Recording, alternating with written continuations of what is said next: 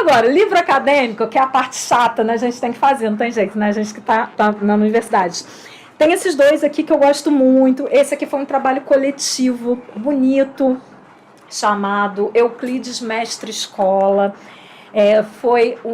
Na verdade, foi um segundo trabalho do nosso projeto. O primeiro trabalho eu não tenho mais. Se chama Euclides Presente Plural. Era um livro também de artigos de vários professores que participaram do primeiro seminário Euclides 100 anos, que aconteceu em 2009. Esse aqui já foi um trabalho do segundo seminário que aconteceu em 2015. Euclides Mestre Escola. E todos os artigos, de alguma forma, falam dessa possibilidade de levar o Euclides de novo para dentro da sala de aula. Por isso, Euclides Mestre Escola. O Euclides faz uma menção muito bonita ao educador. Ele que sempre quis, sempre, sabe, referiu, inclusive em cartas para amigos, o desejo de ser professor, mais até do que de ser engenheiro. A engenharia era para ele a forma de ganho de vida, mas o que ele queria mesmo era ser professor, tanto que ele faz um concurso público para professor de lógica do antigo Ginásio Nacional, que hoje é o Colégio Pedro II. Né?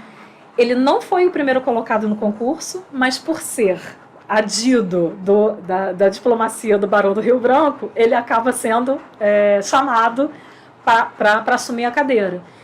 E, no entanto, ele assume a cadeira no início de agosto, dá algumas aulas e, no dia 15 de agosto, ele vem a ser assassinado, né, tragicamente, naquela história que a gente já conhece. Onde é que o Euclides faz uma menção ao mestre escola? Está aqui na contracapa do livro. Num dos livros, digamos que assim, não é um livro canônico, não é o livro mais lido do Euclides, certamente não é. Mas é aquele livro que ele chama de Diário de uma Expedição, Canudos, Diário de uma Expedição, que foram as anotações que ele fez enquanto ele estava em Canudos para poder subsidiar depois a escrita dos sertões. Tá? Quer dizer, ele tinha uma caderneta, né, que ele chamava de caderneta de campo, e ele escrevia ali, muitas vezes em cima do lombo de cavalo, lombo de burro, fazia as anotações e depois passava isso a limpo aos poucos, né? Tinha ajuda de várias pessoas para fazer isso, que ele tinha uma letra péssima, desgraçado. Enfim, fazia essas anotações e depois, né, transformava aquelas microanotações em artigos ou então em, né, assim, em capítulos né, que viriam a figurar nos livros dele depois. Olha que menção bonita que ele faz ao mestre escola. Ele diz assim: que pelas estradas, ora abertas à passagem dos batalhões gloriosos, que por essas mesmas estradas, amanhã, silenciosas e desertas, siga, depois da luta, modestamente, um herói anônimo, sem triunfos ruidosos, mas que será, no caso vertente, o verdadeiro vencedor, o mestre escola. Vejam que é uma imagem muito bonita, né? O mesmo caminho que levou canhões, armas, munição, destruição para Arraial de Canudos, vai ficar silencioso, e o Euclides quer que por esse caminho passe também o mestre-escola, né? O educador, aquele que vai dar àquela comunidade um novo sentido, com novas ensinagens, novas histórias, novas memórias. Acho que o Euclides tinha uma consciência muito forte de que o Brasil precisava de uma nova paideia. Né, precisava se redescobrir como nação, como povo e como território. Né? Não sei se a gente conseguiu fazer isso até hoje, mas quer dizer, é um intelectual que está preocupado, né, com essas questões. Os artigos que estão aqui dentro são bonitos para chuchu, tem gente muito boa que escreveu aqui, e todos eles. Assim, tem professores da escola básica que a gente convidou para escrever, né, porque a gente acha importante que, né, as experiências da escola básica venham parar aqui.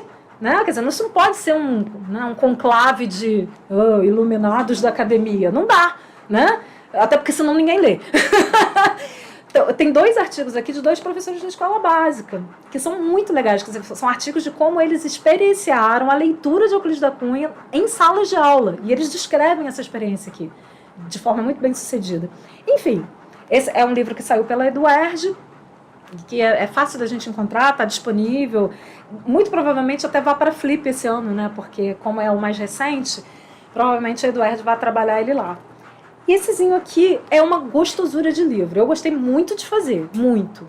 É uma mini biografia para iniciantes, ou seja, para aquele público leitor ali do ensino médio, ou então aquela pessoa que não sabe absolutamente nada sobre a vida do Euclides e quer se iniciar. É um texto, quer dizer, é uma coleção muito legal da Nietzsche Press, que é uma editora aqui de Niterói. É uma coleção chamada Clássicos Fluminenses, né? E essa coleção toda dá voz a escritores do interior do estado do Rio. Olha que coisa legal, né? Porque geralmente a gente tem uma produção literária, etc e tal, ou uma produção biográfica de escritores do Rio, cariocas, mas não fluminenses. Então, eu achei legal a proposta da edição, ela já está aí pelo seu 12º livro, alguma coisa assim, mas o Euclides foi o quarto, foi, né, o volume 4 da coleção.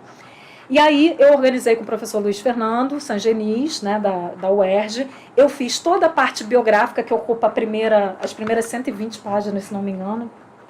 Enfim, eu sou verborrágica mesmo, não tem jeito.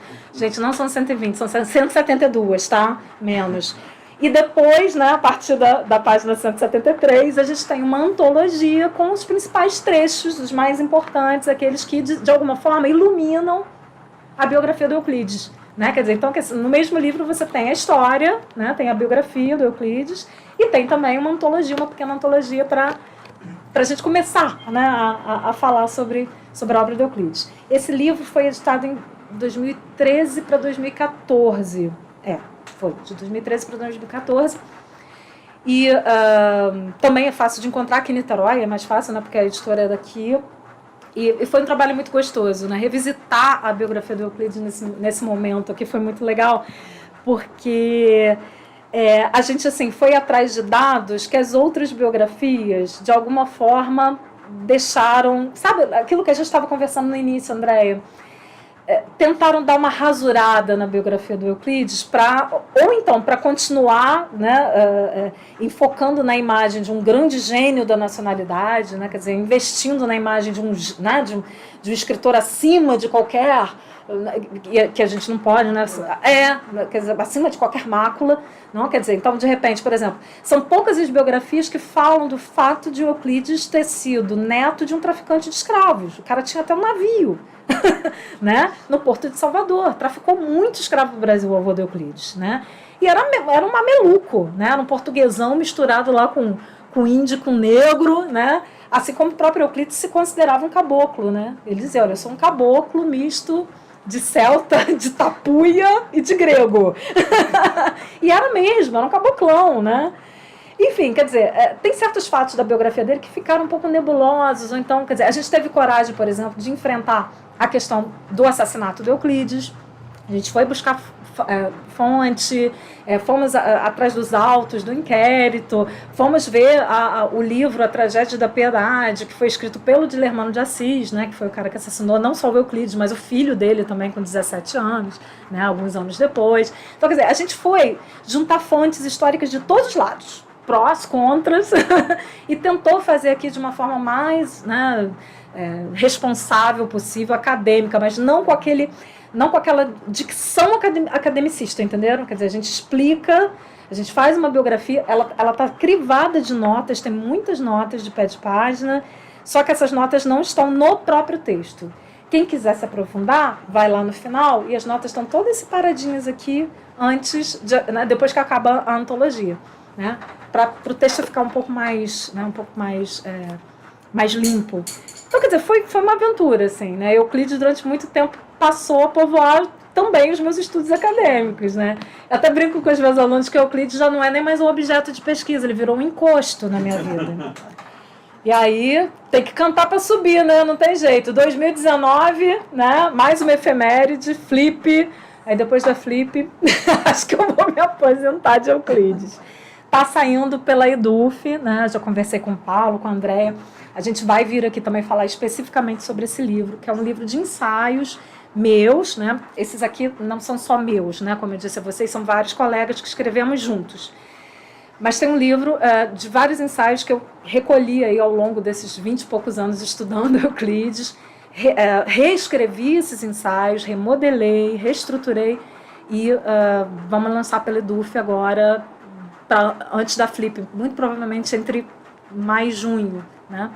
E são 8 ensaios também com essa vertente do Euclides que deve e pode ser lido hoje, na atualidade. Pode ser lido por mim, que sou uma intelectual, mas pode ser lido também pela minha filha de 9 anos, porque tem Euclides em quadrinhos, né? A Guerra dos Canudos contada em quadrinhos, né? Com alguns textos, né? Textos retirados ipsis literis da última parte dos Sertões, que é a luta.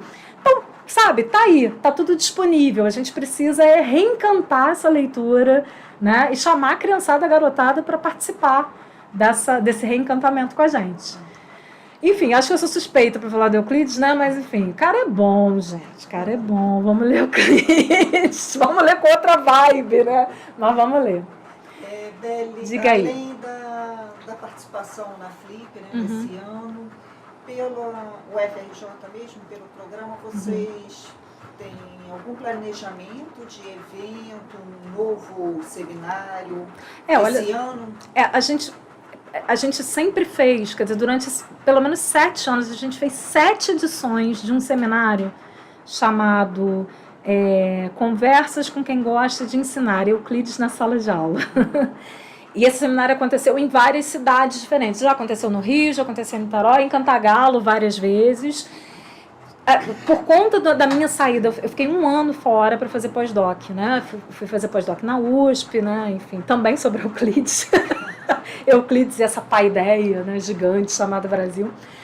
E aí, quer dizer, por conta dessa minha saída, quando eu retornei, eu já não tinha mais prazo para apresentar para o meu departamento um projeto de continuação para esse ano. O que a gente vai tentar é fazer no segundo semestre. Agora, para o primeiro semestre, né, todas as bolsas concedidas, os projetos aprovados foram aprovados no ano passado. Então, quer dizer, eu não consegui chegar a tempo de ter um projeto aprovado, mas a gente vai retomar sim. Não necessariamente só em Cantagalo, mas a gente queria fazer mesmo, sabe, remexer um pouco com essa coisa do Euclides aqui, né, no entorno da UFRJ, no Rio, Niterói, Maricá, São Gonçalo, que é a nossa parceira de primeira hora, né, desde sempre, né, São Gonçalo, a Faculdade de Formação de Professores da UERJ fica em São Gonçalo, né? E a gente assim, foi o nosso primeiro parceiro lá em 2009, então a gente quer retomar essa parceria com eles também, que é uma coisa importante. Enfim, continuar de alguma forma mexendo, né, nesse espólio aí do Euclides, que eu acho que ainda tem muita água para jorrar dessa fonte, a gente precisa aproveitar isso. E esse ano, né? A gente pensa, 2019 tem... Tem essa coisa do Euclides ser homenageado, escritor homenageado da Flip, né? Foi até uma surpresa para muita gente, porque a Flip tem trazido escritores mais contemporâneos, né? Tem trazido, inclusive, escritoras mulheres, né? Que é uma forma de arrebentar um pouco com aquele paradigma muito certinho, muito canônico que as primeiras Flips tinham. E agora, de repente, eles retomam, né? Retomam um projeto que, se não é totalmente canônico, é no mínimo incômodo, porque eles anunciam o Euclides repórter, o Euclides jornalista como, né, digamos assim, como mote principal da Flip. Eles querem retomar um pouco esse Euclides, né, repórter.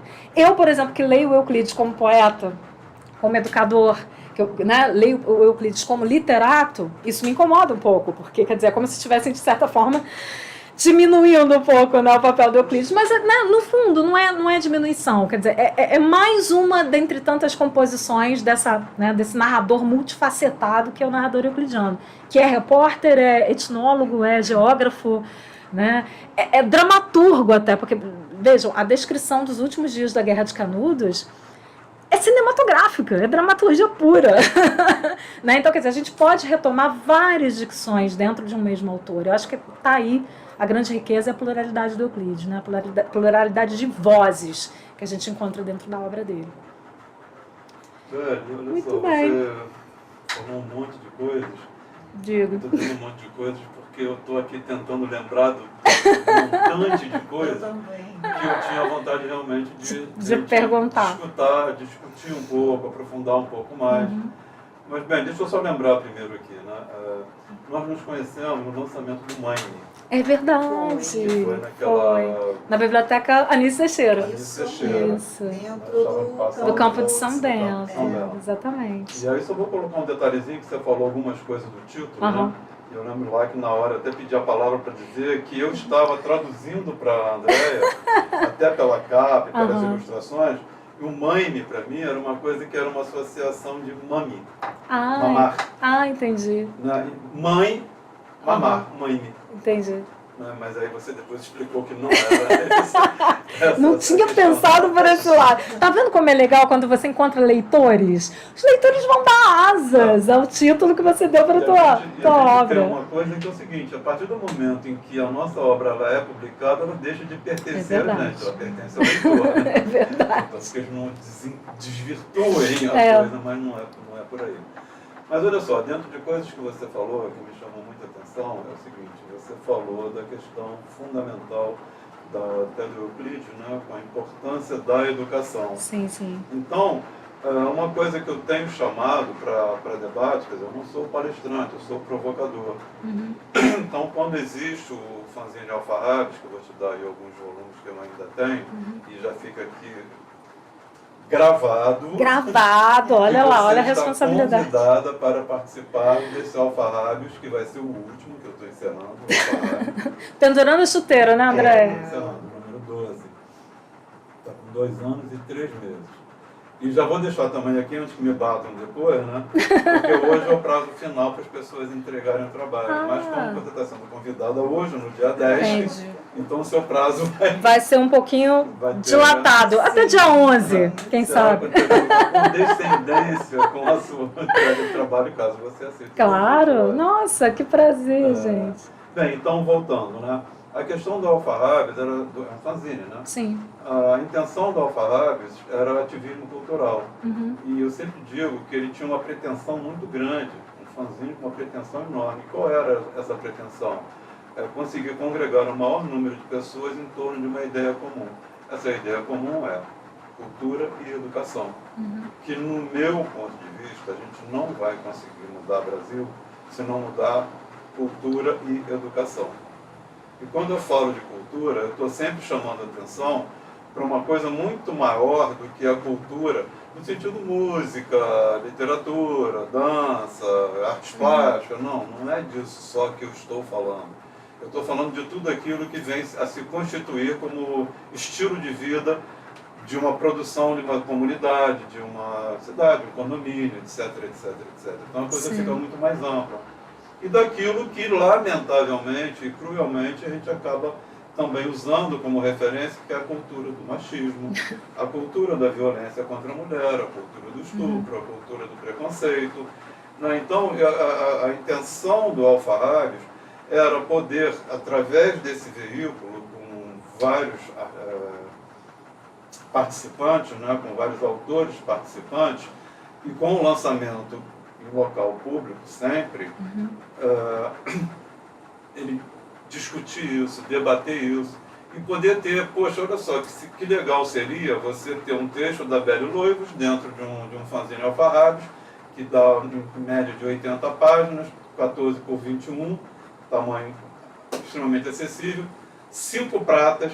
Então, se a pessoa pegasse isso para levar para um grupo de estudo, para um grupo de leitura, né, para um grupo de debate, pegasse um texto seu para debater, pegasse o José Glauco Ribeiro Tocha, que ele participa com vários textos, já fazendo uma análise mais profunda com relação ao marxismo, luta de classe. Só que isso, infelizmente, não aconteceu, por isso ele vai morrer agora. Bom, eu estou contando essa história toda não para falar de Alfarrabes, mas para fazer mais uma proposta, deixar uma coisa aqui para você pensar. Você falou também de um grupo de outras pessoas, né, que estariam dentro dessa... Você citou algumas pessoas, não vou lembrar o nome, claro, mas você vai saber. Sim. Tem uma criança, gente, nos assistindo. Toda hora ela fala assim, mãe. E a pausa para. Mãe. A mamãe já vai. Gente, então, filho, tá acabando. O tio vai fazer a última pergunta. Se a mamãe passar na prova, ele vai deixar eu ir embora. Tá bom? Então, olha só, é o que eu queria colocação que eu quero fazer, uma proposta, né? Seria interessante para você e mais umas 2 pessoas no máximo, eu digo mais 2 no máximo, porque você vê que o local aqui não vai caber muita gente. Mas é acolhedor, né, Andréia? Super acolhedor. Que a gente consegue isso. Para a gente poder ampliar esse Essa debate, discussão. trazer outras coisas, Legal, trazer legal. mais autores, trazer vocês, Aham. propostas de vocês na educação, o trabalho de vocês. Você falou de trabalho que vocês também fazem, né? Que Sim, você sim. faz você falou uma coisa que eu achei muito interessante, das universidades indo nos locais, Sim, mesmo sim. que não tenha universidade. Exatamente, isso é importante. Essa é a função da universidade, né? Aquele tripé, né? Pesquisa, ensino e extensão. Pesquisa e ensino a gente até pode fazer dentro dos muros, mas a extensão não tem como, cara. A extensão, você tem que estender mesmo, tem que estender a universidade para fora dos muros dela, né? Isso é muito legal. A gente poderia usar aquele verso, né? Todo artista tem que ir onde O povo está, exatamente. Todo acadêmico. Todo acadêmico, ao invés de tomar chazinho das 5, devia estar lá, ralando, falando um pouco da sua experiência né, até mesmo da experiência academicista, mas assim, traduzida para uma linguagem que todo mundo possa entender. Qual é a importância das academias hoje? Né? Por que é importante as pessoas se reunirem em torno da memória do seu local, da sua tribo? Né? Por que esse sentimento de pertença é tão importante assim? O que faz as pessoas morarem em Cantagalo ainda, no século XXI? Eu voltar com a minha filha para o carnaval em Cantagalo, porque ela ama aquilo. É como se ela estivesse vivenciando o carnaval que eu vivenciei da década de 70, quando eu nasci. Entendeu? Quer dizer, tem alguma coisa naquela terra, naquelas pessoas, né, naquele santuário, de certa forma, ali, que está encravado numa antiga cratera de vulcão, tem alguma coisa ali que chama a gente de volta. O que é isso? Que retorno é esse? Mas tem que ser um retorno responsável, crítico, um retorno que levanta e não afunda, né, a cidade. Eu acho que isso é uma coisa que a gente precisa rediscutir, com certeza. Assim, né? Dentro dessa proposta, de se for interessante para você, né, de a gente marcar um outro dia, para a gente aprofundar um pouco mais. E o seguinte, olha só, nesse período que você está aqui gravando, o universo de coisas que você trouxe, que eu não tinha o menor A gente fala pra caramba, né, Paulo? Graças a Deus, né? Professor, meu filho. Ou né, graças à cátedra. Então, faladeiro igual a mamãe. você falou um monte de coisa que eu não conhecia. Quer dizer, você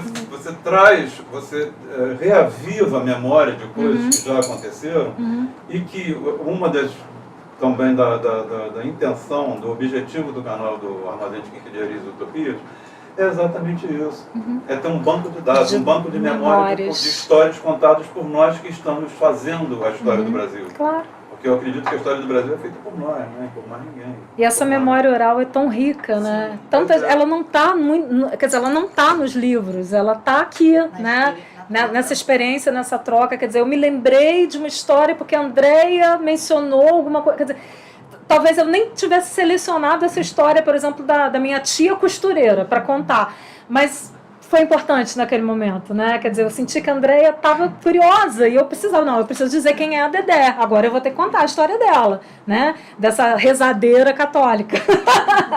Eu acho legal, eu acho que esses encontros são fundamentais, Paulo. Legal, porque até o que está no livro, que você também trouxe, deu trecho, mas você está trazendo do livro não o conteúdo do livro, você está contando o entorno do livro. Exatamente. Que fez com que o livro virasse livro. Que se materializasse, então, né? Isso é importante. Eu acho interessantíssimo que é um depoimento da Belle na criação. Isso. Né? De tudo isso que constitui e que faz com que a Belle seja. Tem muita vida nisso, né? Exato. Tem muita vida, Então, cara. Cada rica, detalhe. né? Rica, bonita, né? Muito legal. É tudo, né? Eu diria, entre aspas, folclore da folclore, coisa. até o folclore, né? Pega o folclore. Exatamente. Então é isso, né? Bem, então fica aqui um super agradecimento. Eu que tô super agradecida. Fala, Andréia. De encerrar e pedindo licença a Inês, só um minutinho. Você, em vários momentos, você fala, né, da importância de levar, né, a literatura para dentro de sala de aula, você levar esses escritores, como Euclides da Cunha, para a sala de aula. Como é que você vê hoje em dia, né, como é que você avalia hoje em dia esse movimento, né, da literatura dentro da sala de aula, como é que os livros são abordados no ensino, principalmente, né, no ensino básico, porque você fala também da sua experiência, né, todo esse seu envolvimento, o seu amor aí com a literatura, com a escrita, também veio a partir da escola, sim, né? Sim, a escola então, como foi. é que você avalia isso hoje? Cara, eu sou formadora de professores, né? E eu digo para os meus alunos, olha aqui, ó. Se vocês vão sair daqui da UFRJ, no 8º período, achando que vocês vão dar a mesma aula que vocês receberam lá atrás, no ensino médio ou fundamental de vocês estão muito enganados. Porque olha só, minha filha vai ser aluna de vocês. E eu não vou entregar minha filha para qualquer um, não. Que negócio é esse? A gente precisa, né? Precisa dialogar. Assim, é um mundo que você pergunta, André, mas assim, fazendo um balanço geral. Tem muitas iniciativas muito legais, individuais, de professores, que são professores também pesquisadores, ou seja, que não pararam no tempo e no espaço, ou só recebem o material didático, dão lá uma lidinha no dia anterior e vão reproduzir aquele conteúdo na sala de aula. Graças a Deus, pelo menos os professores que eu conheço, aqueles com quem eu trabalho, as professoras da minha filha na escola pública que ela estuda, são professores autores também. Eles não se limitam apenas ao livro didático que é recebido ou pelo MEC, né, ou então aquelas horrendas, execráveis apostilas de sistemas de ensino que vocês sabem que, né, dão um dinheiro terrível para dono de escola, né, mas são terrivelmente mal feitas. Né? É um corta e cola muito, né, muito mal feito aí pelas editoras, essas editoras de sistemas de ensino. Né? Então, quer dizer, o que eu tenho visto? Eu tenho visto iniciativas interessantes, projetos pedagógicos muito legais, principalmente na rede pública. Né? Eu acompanho, por exemplo, colégios como...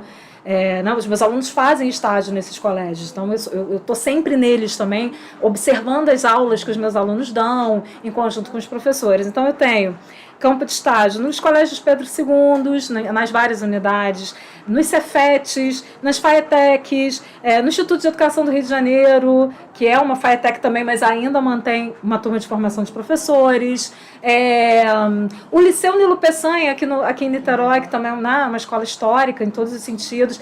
Eu tenho visto professores que têm se desdobrado para fazer da palavra arte não apenas mais uma disciplina no currículo, ou então dar o currículo porque é assim que a BNCC, né, a Base Nacional Curricular Comum lá, quer. Ou então, não, eu tenho que dar o currículo, tenho que dar o conteúdo porque esses meninos precisam passar no Enem.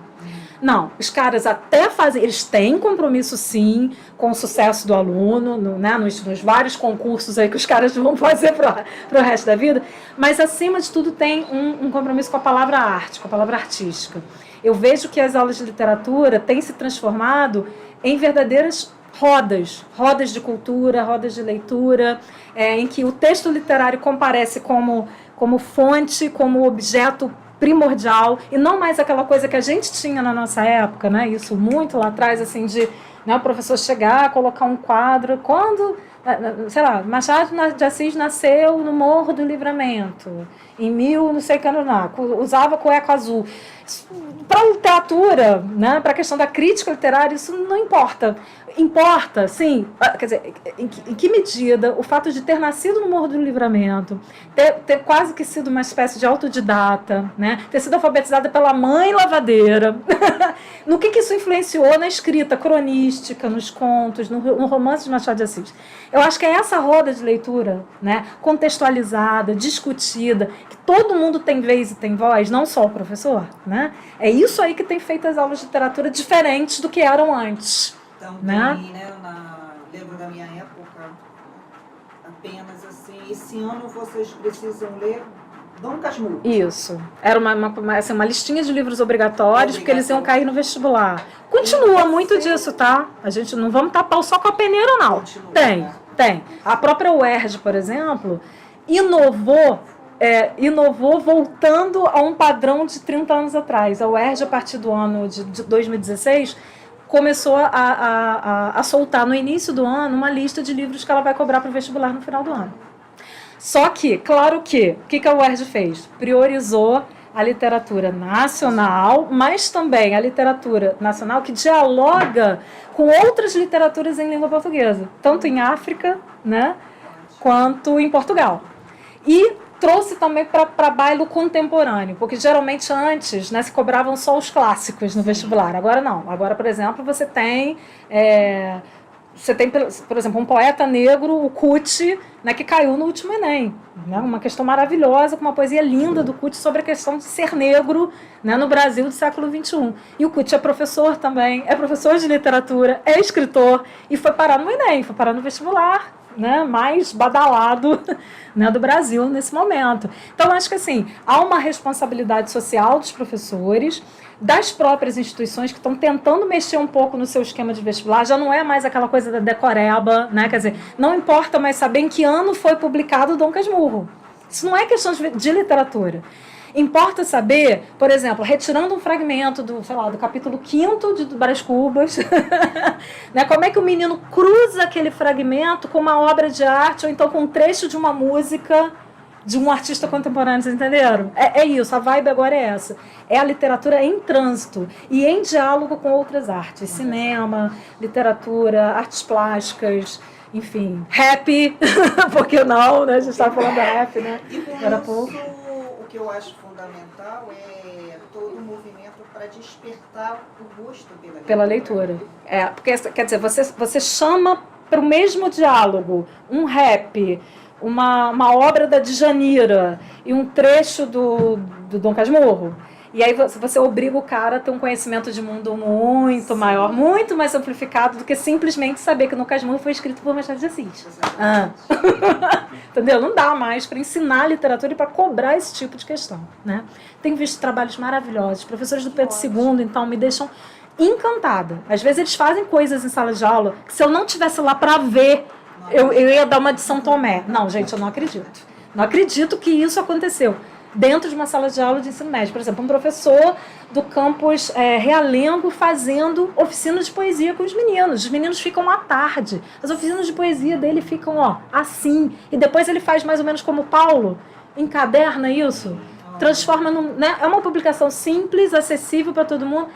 E faz lançamento disso no final do ano com os pais dos meninos chorando lá de emoção, porque, nossa, meu filho escreveu um livro junto com os colegas. Isso é muito legal, né? Eu acho que aí tá. Tem experiências assim também no município do Rio, né? Isso é muito legal, isso é muito legal. E contato seu, pessoas que gostariam de conhecer um pouco mais do seu trabalho. Olha, eu sou extremamente... Eu gosto de conversar, né? Já deu pra perceber, né? Então, assim, quais são os canais naturais que eu tenho de conversação?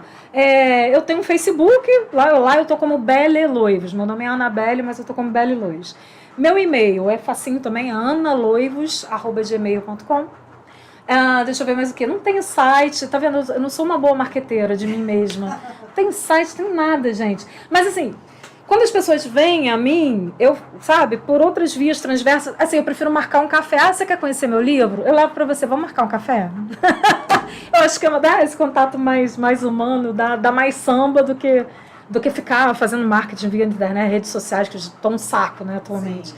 Mas, assim, eu costumo responder, né, sempre, né, chegou um e-mail, já procuro responder. Eu faço grupos, por exemplo, eu tenho alguns grupos no Facebook meus que são fechados porque são grupos dos meus ex-alunos de literatura lá na faculdade e de formação de professores. Mas, assim, sempre que alguém pede para entrar no grupo, eu deixo. Porque, às vezes, a pessoa nem é aluno, não foi aluno do UFRJ, mas é interessada em educação.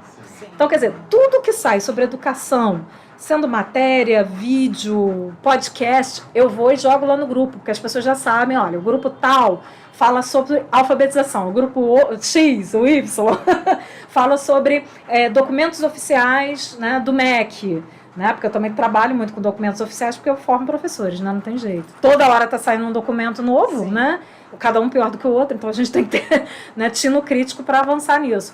E eu tenho especialmente um grupo, que é meu xodó, que se chama Tantas Letras, lá dentro do Facebook, que é com os meus ex-alunos desde que eu dava aula na faculdade lá em Friburgo.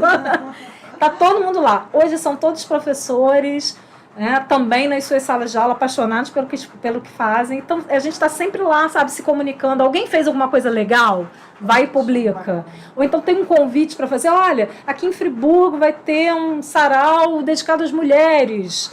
Né? Vem, professora, que vai ser legal, vem ler seus poemas, entendeu?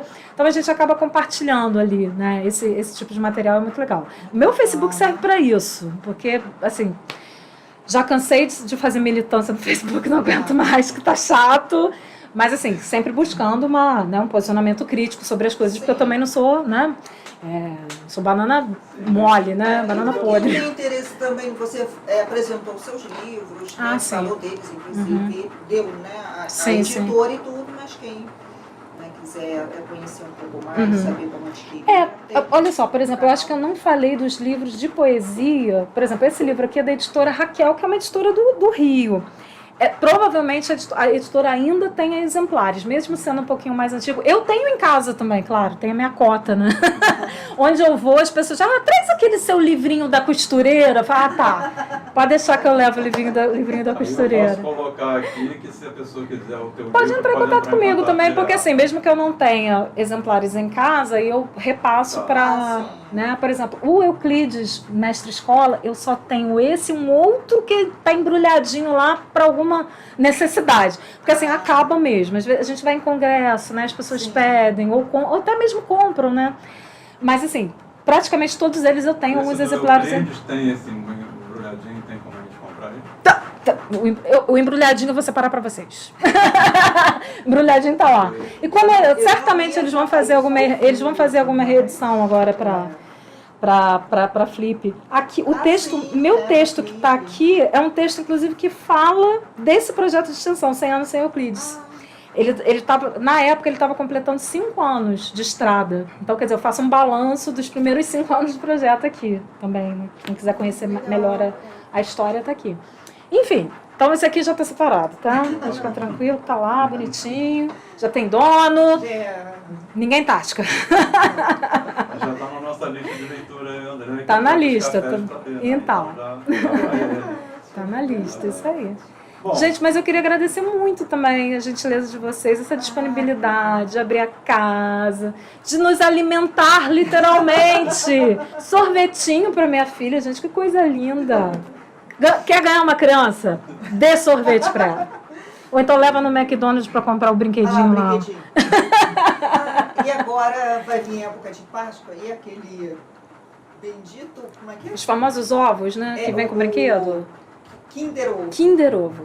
Também Gente, gosta? aquilo é um horror, porque o chocolate é péssimo, né? É glicerina pura. Mas as crianças gostam daquela porcaria por causa do brinquedinho que vem dentro, né? Exatamente.